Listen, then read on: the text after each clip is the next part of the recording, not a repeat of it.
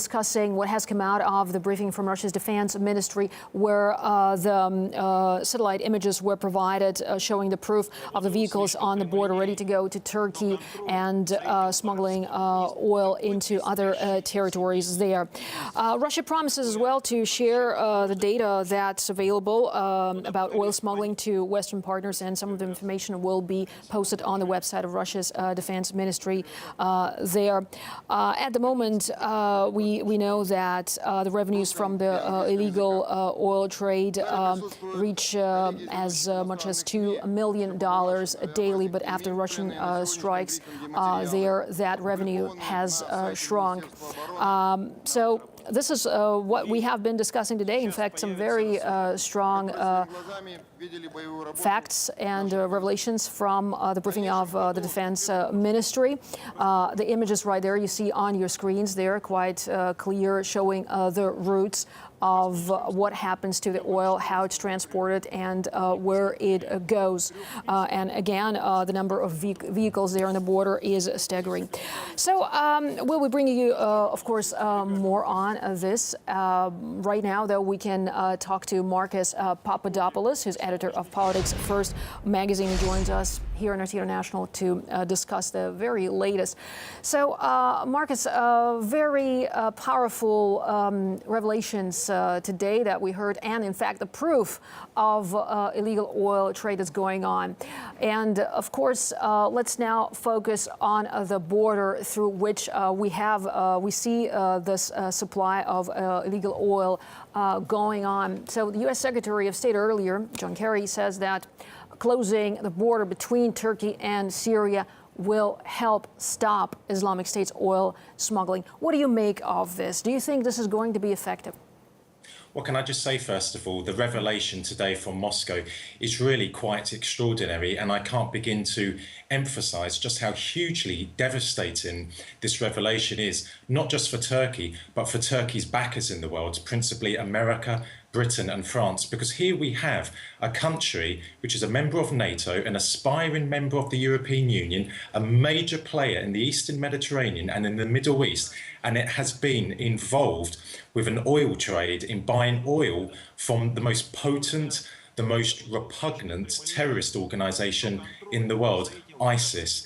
And this is a country which is portrayed by the American governments, the British governments and the French governments as a reliable partner in fighting Islamic extremism. It is absolute nonsense, and it really paints a dreadful, dreadful picture of one of the West's closest allies. But in regard to the Turkish-Syrian border, there's no question about it. It has to be sealed off, because all the jihadists, all the Islamist fighters who have flowed into Syria in the last 4 years, flowed like a tsunami, have come overwhelmingly from Turkey. So it has to be sealed off. If you seal the border off, the Syrian-Turkish border, then you're really going to starve the Islamist fighters in Syria, be it ISIS, be it al-Nusra, be it the FSA.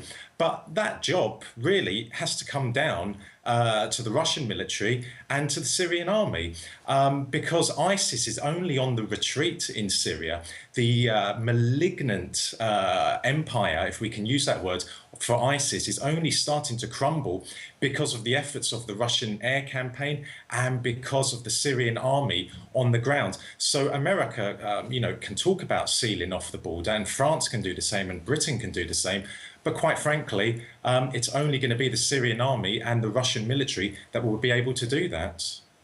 Marcus, but we know that Washington, the US-led coalition, has had trouble getting Turkey onto its side, although it formally is. Now, in the aftermath of these revelations, do you believe they'll make progress in convincing Ankara to cut its ties with the jihadists? Well, let's remember, Turkey is a staunch strategic friend and ally to the United States. Turkey is a puppet. When America says jump, Turkey says how high. But the problem here is that Turkey has gone so far that it could be very, very difficult for America, for the British and for the French to reel Turkey back in. But I would also add another dimension to this. Yes, here we have the leadership of Turkey involved with the most dangerous terrorist organization in the world.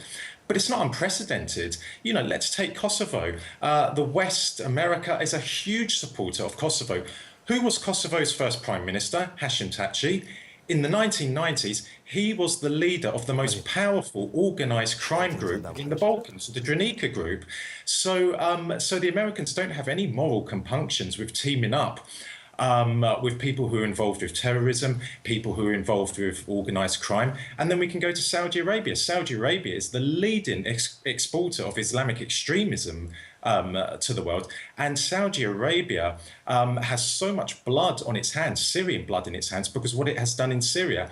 So quite frankly, yes, publicly the revelations about Turkey and President Erdogan are hugely devastating. And of course, the Americans will be talking very, very seriously and sternly with the Turks in private. But there's not going to be any condemnation by the American, British or French governments of Turkey, because that would undermine what the West has said since the end of the Second World War about Turkey, that Turkey is a reliable, trustworthy partner of the West, and Turkey must always be supported by the West. It's ludicrous, it's an absolute lie, but that's the reality of Western foreign policy when it comes to a country like Turkey.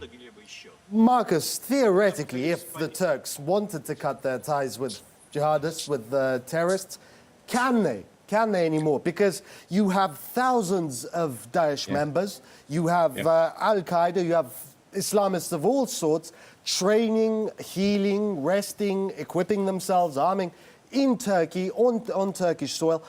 Wouldn't cutting ties with them essentially make Turkey a target? Theoretically, anything's possible, but it's not just the Turkish government, it's not just President Erdogan that is involved with ISIS, that has a relationship with ISIS. We know it goes even deeper. We know the Turkish intelligence services are involved with helping ISIS. We know that senior elements within the Turkish military, within the Turkish armed forces, are helping ISIS. So it's very, very difficult to stop Turkey's supports, because there's so many different players within the Turkish establishment at play. And also as well, as you quite rightly said, if, let's just say, hypothetically speaking, overnight Turkey completely stopped all support to ISIS, there are simply tens of thousands of Islamist fighters in Turkey, thousands of jihadists based in Turkey. That has been the meeting place for Islamists and jihadists to go into Syria. That's where the training camps are. That's where the money is for them. That's where they've been trained to kill. So they could, as you say, they could quite easily start to turn their guns on the Turkish soldiers. But, quite frankly, they'd be turning their guns on the very people that helped them rise to power in Syria. Well, Marcus, Russia has drafted a UN resolution that aims to cut the flows for cash flows for terrorists, with ISIL being the main target. Do you think, given what we learned today, the resolution will be supported by the West? I think probably in principle, the American ambassador, the British ambassador, the French ambassador, in principle, they will support Russia's resolution. But of course, they will be very, very hesitant, very cautious about the wording, because they do not want any wording which will implicate any Western ally. And of course, we're talking about Turkey. And so this is where it gets quite dirty, because the West has such a close relationship with Turkey, and because for the West, Turkey is such an important player for them. Turkey borders onto the Middle East, borders onto the Caucasus, is where Russia is. The West does not want to jeopardize its relationship with Turkey. So I think in principle, there will be Western support for Russia's resolution. But of course, when it comes to the wording, that will be very different. And undoubtedly, Russia's ambassador to the United Nations, Vitaly Churkin, will again make it very clear what Turkey has been doing. Turkey has been buying oil from ISIS and has therefore been enabling the evil empire of ISIS in Syria and in Iraq to prosper. But the West, they're not going to tolerate what Russia will say at the United Nations about Turkey, which of course calls into question just how genuine is the West's fight against ISIS and Islamist terrorism in Syria and in Iraq. Let's not forget when ISIS was advancing in Syria, end of 2013, beginning of 2014, there was not one condemnation of ISIS by the American, British or French governments. It was only when ISIS started advancing in Iraq, which has a government which is, let's say, pro-Western, that's when ISIS became a problem. But, ordinary people in Britain, America and France hadn't heard of ISIS when they were advancing in Syria because it wasn't a problem. The West was quite happy to see another Islamist group in Syria weaken the Syrian government even further, because let's not forget the West, Turkey, Saudi Arabia and Qatar, they share a common goal in Syria, the overthrow of the Syrian government, the destruction of the Syrian state. And yes, they have been using Islamist terrorist groups to achieve that. They know that by destroying the Syrian state, that will end Russian influence in the Middle East, that will end Iranian influence in the Middle East, and it will take away Israel's arch enemy in the Middle East, which of course is Syria. Of course, that position by Western states, basically giving the blind eye to what was happening there, gave the terrorists an advantage of some sorts and the time to establish themselves and grow further. Today, Marcus, at the briefing, we also heard that Russia is not seeing U.S.-led coalition attacks on Islamic State oil convoys. So what will be happening after today? Do you think, or do you expect rather, Washington to step up perhaps its attacks against ISIL oil supplies? Well, let's be clear about something. No one is really going to argue seriously that the revelation today about President Erdogan and the rest of the Turkish leadership wasn't known of by the Americans. The Americans have one of the most powerful intelligence services in the world, and so does Britain, and so does France. They know what Turkey has been doing. So, quite frankly, they can say that they're going to bomb the oil lines, the ISIS oil lines in Syria. But why didn't they do that in the last year? The Americans have been, in inverted commas, bombing IS for the last year. And it's been an abject failure. Why?